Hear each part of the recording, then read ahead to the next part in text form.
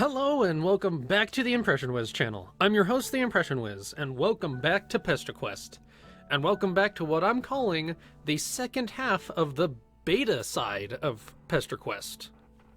Why am I calling it that? Because I'm playing all the beta kids before I get to any of the alpha kids and trolls. And yes, I do consider the before trolls the alpha trolls, because I think that's what they were called in the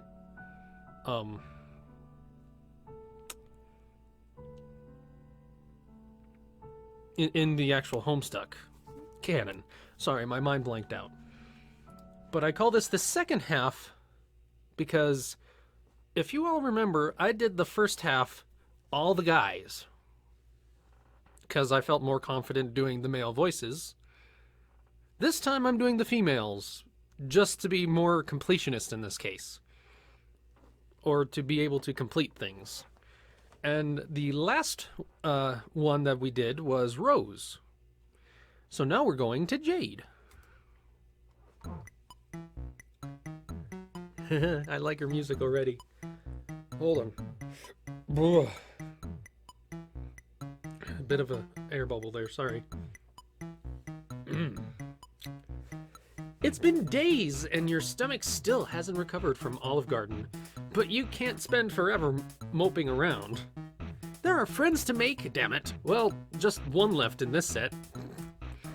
Her name is Jade Harley, and though all three of your new pals consider themselves good friends with her, they know strikingly little about her life. Well, that's nice. The most you have gleaned is that she lives on a mysterious island in the middle of the Pacific Ocean, with her grandfather and some uncommon breed of dog. Their communication with her has been limited to internet messages and packages sent to a P.O. box in some podunk town called Haunt Switch. John said he would message her and see if she could provide an address, but you don't want to wait while you try to get something out of your throat. Throwing yourself headlong into friendship has always worked for you. So you close your eyes, think islandy thoughts, and hope it works. But something strange happens to you as you channel your powers. Blah, blah, blah. A loud bark echoes somewhere in the distance, and nuclear green energy sparks in the air around you. You catch a split-second glimpse of a massive green sun, and then you hit the ground on your hands and knees. The whole event can't have taken more than a second or two. Whoa. Down boy, down Becquerel. You blink and focus your vision. You are inside a room. The floor is smooth and white, and disrupting the monotony. In front of you are a set of similarly white paws, attached to a lusus. You mean an animal. Technically a lusus in this case, but you slowly stagger up and look him over. He is a very large and fluffy dog, his snout held up high. A long green tongue hangs from his mouth as he pants lightly, and the air around him crackles with electricity, making the fur on his back stand on end. Something about him feels so familiar to you, familiar twice over. His fuzzy and regal form reminds you of a warmth you've once knew, but those neon sparks fill your stomach with dread. Because Becquerel's technically a combination of a dog and Doc Scratch. Anyway, spoilers for Homestuck. Anyway, at the very least, he seems friendly. He leans in and drags his rough tongue along your cheek, leaving it tingling. His tail wags swiftly back and forth, and he keeps nosing at you. He seems fascinated. Aw. Beck, down boy! I am going to be very apologetic about her voice, because I don't think I'm going to do a good job on it, but here we go. It is this friendly demeanor of his that leaves you shocked when he moves aside, and you find yourself staring down the barrel of a rifle. It is held aloft by a bespectacled young lady in a sensible skirt who really has no business pointing such a big fucking gun at you. Okay, please don't panic and don't make any sudden moves. I've never shot a living thing before, and it would make me very, very sad if I had to start now. Okay, so this is happening now. Is this Jade? She doesn't sound like Jade based on what John told you. She looks more like Gigi. Anyway, or maybe Lynn? Right, the gun. Don't get sidetracked. You slowly raise your hands in surrender and try to put on your most inoffensive expression. You tell her that if she starts shooting living beings, you would be pretty sad too. So why doesn't she put the gun down and... No way! I don't want to shoot you, but you are clearly a dangerous and unpredictable being, and I need to make sure I stay safe. My grandpa taught me a lot about gun safety and trigger discipline in case anything bad ever happened to me. So I know that good trigger discipline means keeping your finger on the trigger at all times in case you need to blow something to bits. That's not good. Okay, I know this is a fictional thing, but that is not how good trigger discipline goes. Little gun lesson with Mike. You don't want to have your finger on the trigger at all times because you might accidentally pull it. The right thing to do is to keep your finger away until you're ready to shoot. And make sure you are going to shoot where you're pointing. That's all I'm going to say about it, though. Oh, fuck. Now, let me make things clear to you. I'm a very clever girl, and you won't be able to fool me as easy as you fooled the others. It's very obvious to me what you've been doing, and I knew you would eventually show up if I waited long enough. Sure enough, John messaged me not too long ago to let me know you wanted to visit, and so I prepared myself for your arrival. You've come to interfere with our lives, and now I want to know why. So you had better start talking, okay? Okay, you say, what does she want to talk about? You're well versed in a variety of eclectic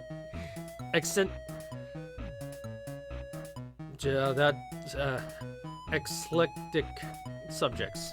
So you can go on about basically anything. Wrestling, postmodern art, controversial opinions on traditional jurisdiction. But you get a feeling that this is an interrogation, and you really have no idea what she's interrogating you over. That's a likely story. I can put two and two together pretty easily, you know. You never shown up in any of my dreams before, and now none of those dreams are coming to pass. Not to mention that I don't even see Prospect when I go to sleep anymore. And that can only mean that you have derailed the forces of fate. You destroyed John's copy of Spurb, and somehow that's changed everything. Not only could John not begin the game, none of us could, and none of the meteors hit like they were supposed to. It was like the universe changed its very fabric to bend to your evil whims. Whoa, evil? That's a little harsh. You'll cop to stupid, but evil is way too much. Don't play dumb with me. What else could motivate you to stop us from fulfilling our destinies as heroes? Heroes? John and friends are very nice, but they don't exactly strike you as heroes. That's because you don't know them like I know them. I haven't been the shrinest on Prospect or heard story. You haven't seen the shrines on Prospect or heard stories from the Queen or seen them in the clouds growing into brave and wonderful people. And now I'm beginning to suspect that those things will never come to pass. John's birthday came and passed without any fanfare, except for him supposedly befriending a strange mailman. And that day, the internet was full of people complaining that their beta copies of Spurb weren't working, and their was a huge scandal with the company. A little while later, I found out that this mailman was talking to Rose and had magical powers. I know a thing or two about magical powers, or at least powers which seem to be magical to those who haven't studied their logical sources, blah, blah. But yours are totally different from anything I've seen. At first I thought you must be an advanced Dursite agent come to sabotage us, but you definitely aren't from Durs. Maybe a Prospidian double agent? I also considered the weird trolls who keep pestering me, but they've been weirdly quiet lately and you don't really give me that vibe. And obviously you are not human. Whoa, hang on, you are human, right? She tilts her head and gives you a little, really? Kind of looking at your stomach, kind of look, and your stomach twists into knots.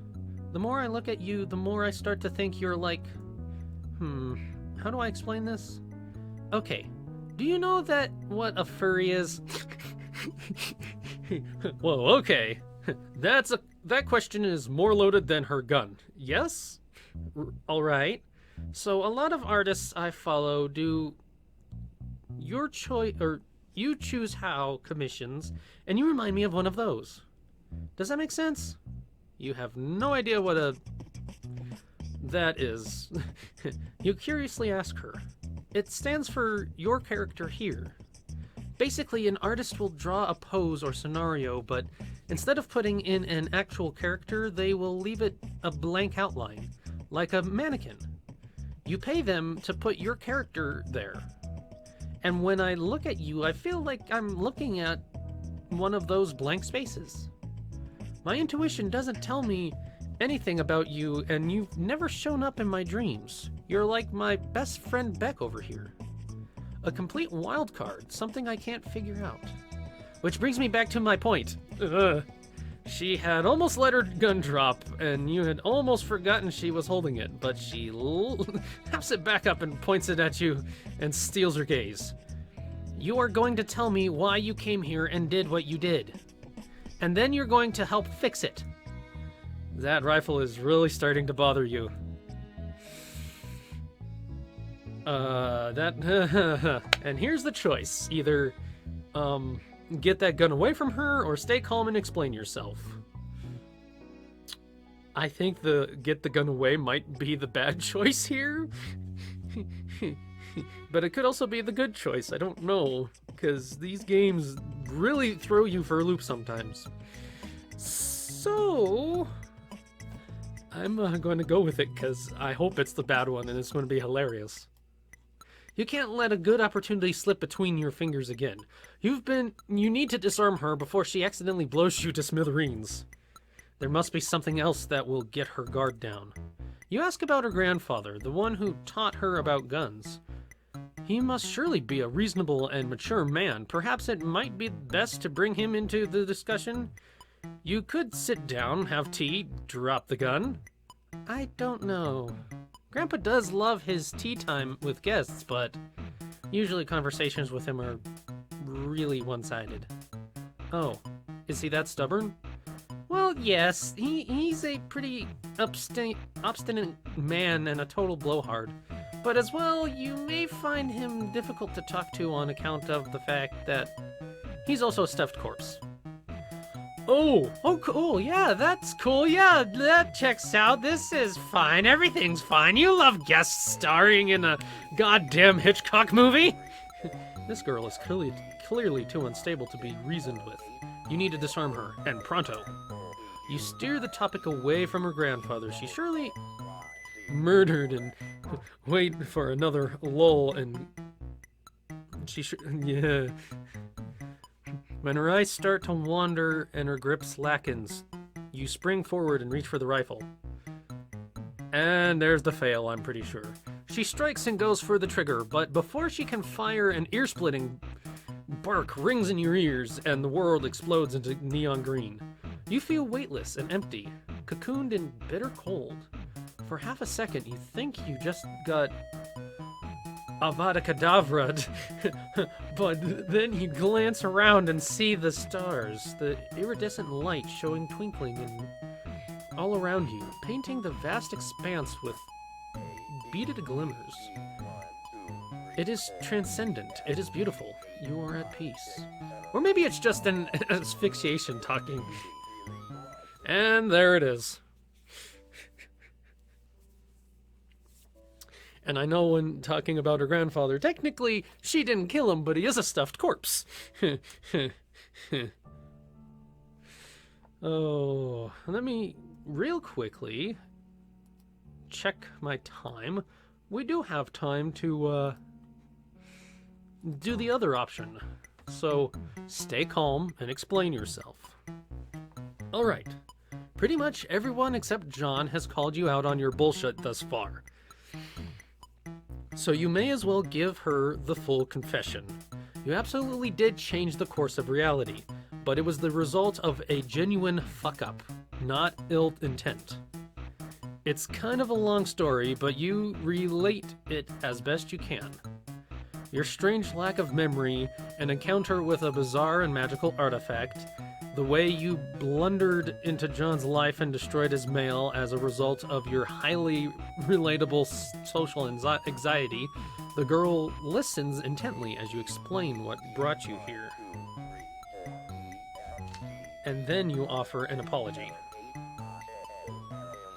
You think that you have irreversibly altered the very fabric that threads her cosmos together. There's probably no way to put things back like they were and let this lady go on her golden dream quest, or whatever she was blathering about while you were distracted by her very deadly gun. Okay. You sound very sincere, and I'd like to believe you. So I'll take you at your word for now. Whatever shenanigans you involved yourself in, I trust that you did not intend to cause any problems. Let's put all this ugliness beside the ugly business behind us. Blah, blah, blah. Thank you for putting the gun down now, Jade. Especially with how your gun safety ideas are. The girl holsters her rifle and you breathe a long sigh of relief. Sorry about all that. I promise I only had the best intentions. It's cool, you tell her. You get the distinct feeling you've dealt with much worse. Yeah, I'd imagine a space hopper like you has been to all sorts of cool and dangerous places. I'm kind of jealous, really. But anyway, we never properly introduced ourselves. My name is Jade, and my dog's name is Becquerel. What's yours? Huh. You know, you think this is the first time you have ever been asked your name. Ever. You almost forgot you had one.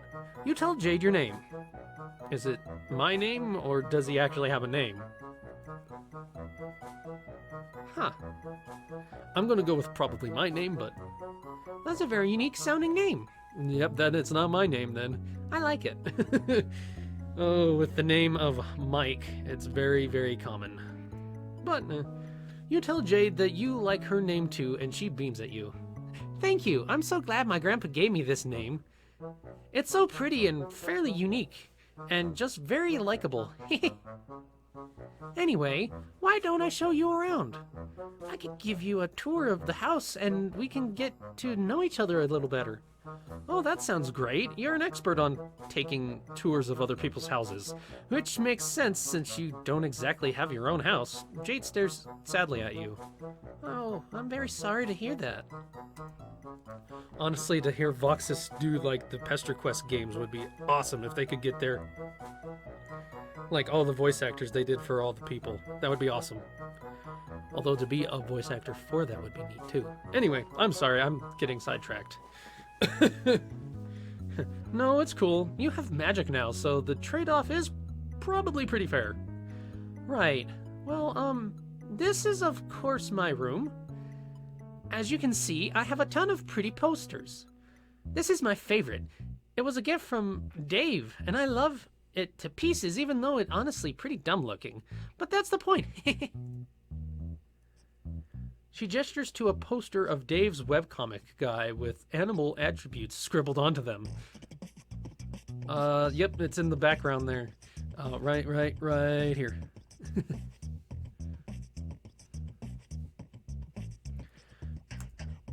Better watch out for those stairs! Oh. Most of the other posters also feature anthropomorphic fauna, drawn with significantly more finesse.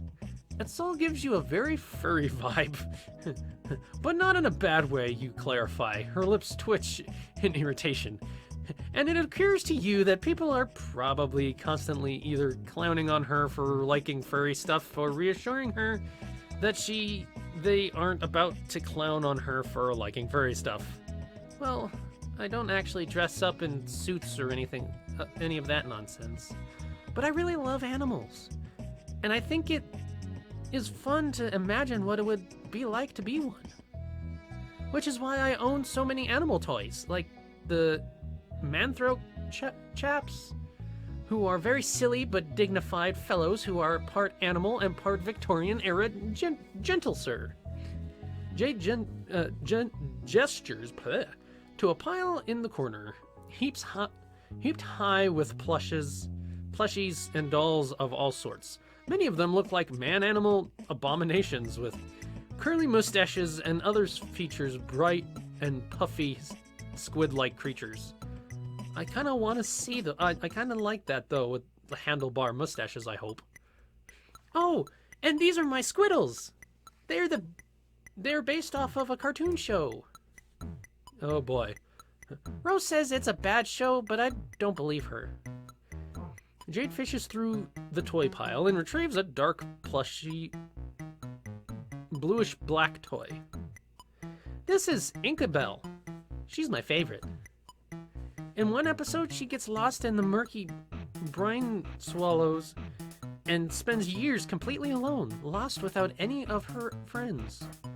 But in the end, her friend Podlight tracks her down and saves her. It seems so bleak the first time I watched it that I literally cried, but I realized it in the end that it was a very poignant tale.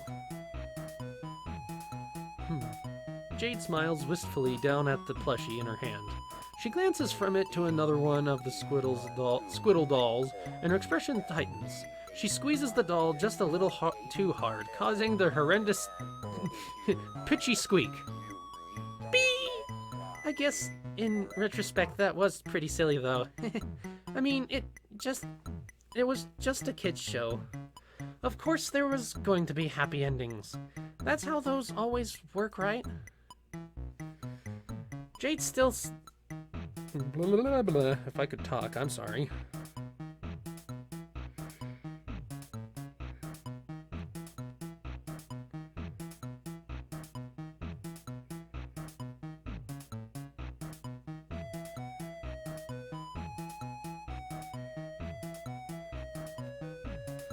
Blah. Okay. Jade's still smiling as she tosses the doll onto her bed, but she puts so much force into the throw that it goes careening off the edge with a wheeze. You hear it plop onto the floor and magnetize itself to another squiddle. Its voice box lets out a weak little yay. Jade stands up and brushes off her skirt. Her eyes fall to her bedspread, which features a striking cloud design. She sighs slowly and then assumes a bright smile once more. Anyway, let's go explore the rest of my house, shall we? I've got so much to show you. She hikes up her skirt and skitters down the spiral staircase, 2 steps at a time. You're a little interested in the high-tech devices laying on the workbench near her bed, and a glowing green crystal ball that you think is literally uranium. But Jade's already gone, so you tear your eyes away and follow. The landing below her room is small and cylindrical, and features only a gray closet-looking device and a platform on the floor. My room is on the top of the tower, but this transporter will take us to the garden quick and easy. She hops on and disappears in a flash of green light. You're a little non-pulsed, but you've seen weirder. You step on the platform, hear a light click beneath your feet, and in an instant you're standing in a lush garden atrium. There are stoic plants as far as the eye can see, ranging from psychedelic floral arrangements to tropical fronds to fruits and vegetables.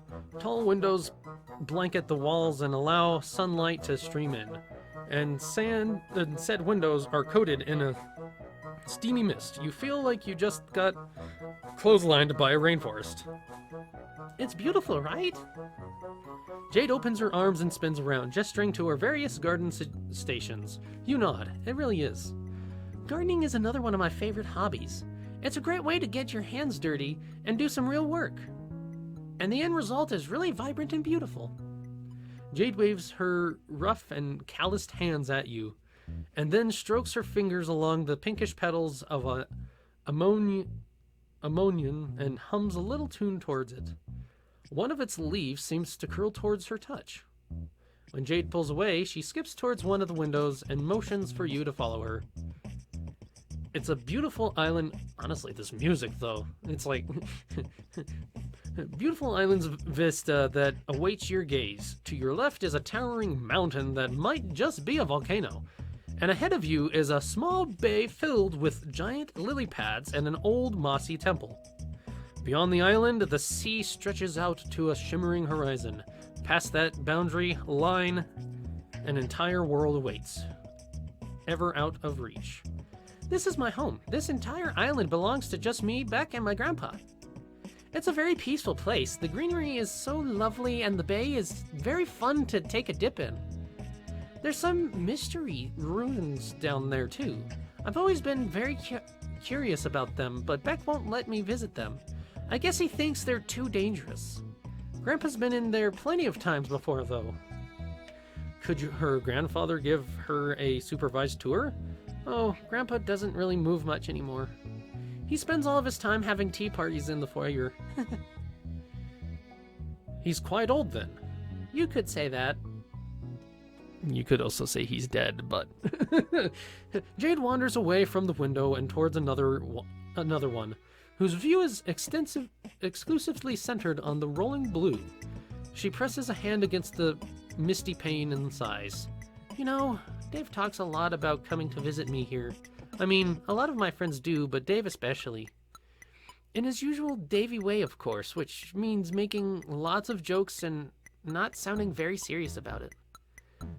Yeah, I'm itching to put on my safari hat and come traipsing down that doomed death archipelago to get my ass murdered by Infinity Dog and Eldridge Retriever. The Eldridge Retriever. Stuff like that. I know he really means it, though. He wants to see me, just like I want to see him. But it's just wishful thinking. He doesn't know where this island is. Even I don't know where it is.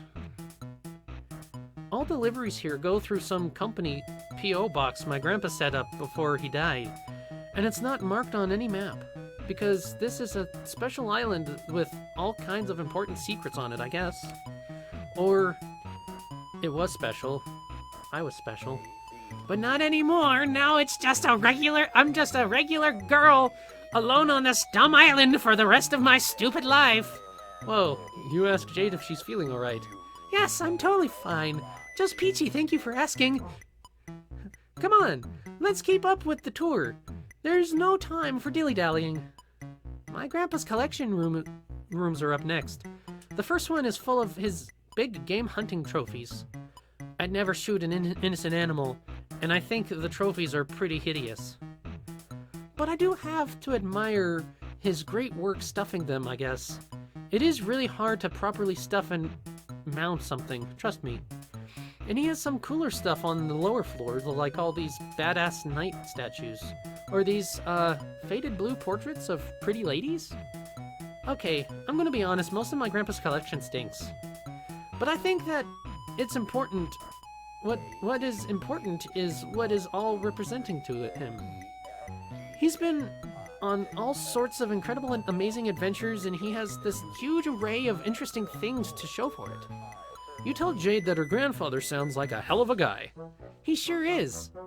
Back when I was little, he used to go on trips all over the world, and came back with so many interesting stories and new souvenirs.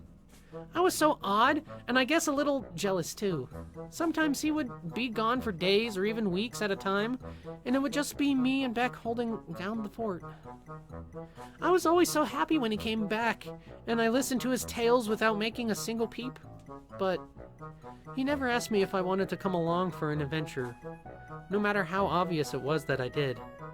I guess that's just the way of life for adventuring folk. There's no time to be tied down, even by the people you love. They can stay at home and wait for you to come back. Okay, that's very sad. Oh, those memories of reading or watching Homestuck in the beginning, and oh. That's how it was for my grandpa. At least, what about you? You're an adventurer too. You've visited all my friends and you've surely been to other awesome spots around the globe. So I bet you've left someone waiting for you too, haven't you? Oh. Frost floods your veins and nestles into your heart with a burning chill, for reasons that you don't quite understand. Jill tilts her head and bores into you with a wide, curious eyes.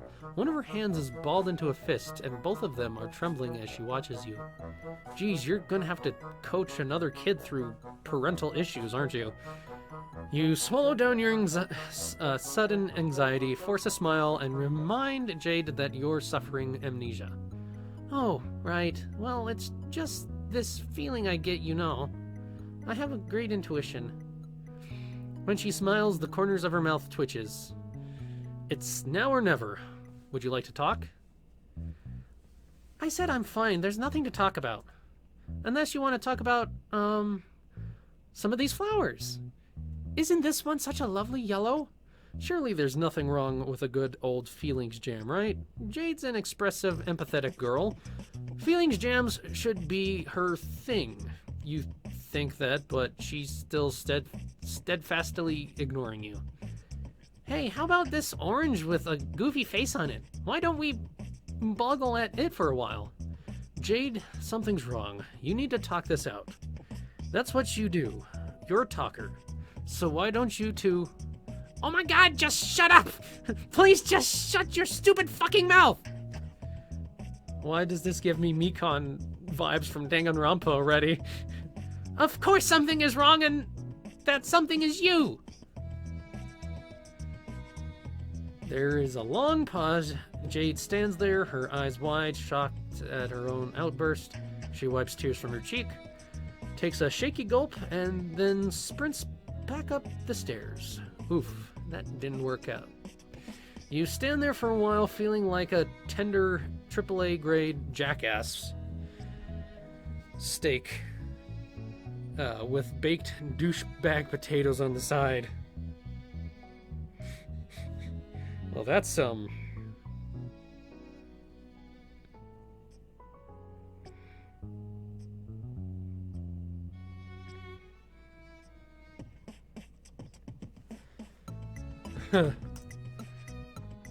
Oh, now we're back up. Then you sigh and steel yourself and make the trek back up to her room. Jade is nowhere to be seen. Beck is pawing clumsily at a large, spacious, jade-shaped lump beneath the covers of her bed. You clear your throat and ask her softly if she wants to talk. It's cool, you say. You listen to teen drama all the time, and this is some particularly choice drama. Not that you like drama, you clarify, you just kind of exist in a priority of its constantly. You are a drama magnet. There's a long pause, and you are about to turn and leave when she pulls the covers off and turns to you. Her eyes are all puffy and red. Hey. Hey. I'm sorry I yelled at you. It's not really your fault. I mean, it kind of is, but you didn't know you were messing anything up. It's not fair for me to be pissed at you. It's just, none of this is fair at all. Yeah, that sounds like life all right. You sit down on the bed and tell her to vent about it. It's okay, you can take it. Okay. Have you ever spent your whole life waiting for something to happen and then it didn't? Well, your memory is pretty fuzzy right now, so you can't say you have. But you think you understand a similar sense of yearning. Good God, have you yearned? Yearning is a good word for it. Yeah. Let me try to explain. When I went to sleep, I would see this beautiful golden kingdom called Prospect and hang out with the people there. I'd wake up with these fuzzy, half-remembered feelings of happiness and visions of future swirling around my head. It was nice. It was a good life. But there was this very lonely feeling that I couldn't make go away no matter what I did. I would always tell myself, soon, Jade, soon it'll change. You'll get to travel to Prospect in your waking hours. You'll meet your friends in person. You'll finally begin to live. Like, really live. I waited days, months, years for the day to finally arrive, and then it never came. I was so sure that it would come on John's birthday. All of my dreams told me so. All the signs were there, but it just didn't happen. And now I don't know what to do with myself. I was able to ignore the lonely feeling because I knew it would disappear one day, but now that day has slipped by. And it's like all those years are catching up and crashing down on me at once, and I feel so small and helpless and sad, like the loneliest girl in the world. I don't want to put this all on you. That wouldn't be very nice, but it's not fair. Jade vaults from the bed and stamps her foot on the ground hard. Her face is flustered and streaked with tears and snot. She looks awful, frankly, like someone who's been holding it all in for far too long. Beck gets up and starts licking at her cheek, and she holds him off until she can wipe her face on her sleeve. Thanks, Beck. At least I've got you for a best friend, right? Jade settles back on the bed, stroking Beck's fur softly. I have a lot of complicated feelings about all this, I guess. So complicated and painful that I'd rather just pretend everything is okay. But now I can't pretend anymore, and these feelings are all that's left. And I hate feeling so glum. I hate sitting around being all sad and useless. It's stupid and pointless and a waste of my fucking energy, and it's not who I am, and I'm just dumping it all on you. I'm sorry, I really am. Man, you just completely fucked up this girl's life. She's apologizing to you. Now you feel like the delicious 3-layered shithead tiramisu served after that nice meal of steak and potatoes you had earlier. You really want to help Jade. And while you still don't quite get all of this magical moon stuff she's been talking about, you do get how it feels to be lonely. That's something you can help with. You offer her your hand. Want to see the world? She sniffles and lightly shakes her head. It's not going to work. Well, there's no way to know that unless you give it a try, right? She nods, stands up, and takes her hand. You focus on a familiar destination, John's house, but as you begin to dematerialize, Beck turns the stare at you and you hear that familiar barking sound in your ears. And then the flash of light subsides and you're standing here in Jade's room, only a few feet from where you started. What? See, I told you it wouldn't work. Come on, let me show you something. Jade hops up and shuffles down the staircase and you follow. She takes you to the teleportation pad in the atrium. These transportalizers are all powered by thermal energy and use each other as beacons for the sake of easy short-range teleportation. But if you hook one of them up to a uranium converter and modify the coordinates specifically on a logic board, you can theoretically go anywhere in the world. Which I tried, see? She twists the top of the pad with her fingertips and pulls it off. And shows you the wiring underneath. It looks messy, like someone has made multiple attempts to rewire the circuits. But when I use it, it only led to the exact same thing that happened just now. Beck uses his power to prevent me from leaving the island. Maybe I got the coordinates wrong and I would have ended up stuck underground or something, but I checked and double-checked my measurements. I think Beck just doesn't want me to leave the island. He wants me to stay somewhere he can keep me safe at all times. perhaps he heard his name from above, or perhaps he just has a sixth sense about it, because Beck wanders down the staircase and over to Jade. She gives him a soft stroke in the ears.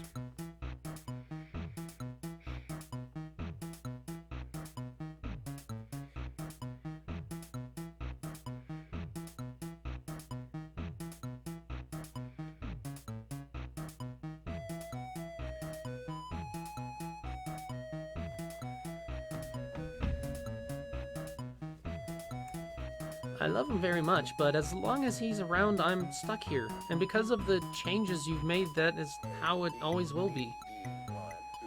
I'm just going to have to get used to it, I guess. Jade deflates against one of her gardening tables and offers you a wan smile. For a split second, you could swear you see droopy dog ears and a tail tucked between her legs. At some point, she probably does have that in the future, in another timeline. Depression to this degree simply is not conducive to friendship. And even if it was, you would still feel pretty shitty about it. You should do something to cheer her up. And this is where I'm going to go ahead and end the episode. Because I have a feeling I am going to end up doing both choices no matter what. Because I have a feeling I'll probably end up choosing the wrong one first, but anyway, I want to thank you guys all for watching. If you liked it, please put a like on the video. Excuse me. If you want to see more of my content, please subscribe, and don't forget to ring that notification bell so you don't miss anything I upload. And as always, I will see you tomorrow.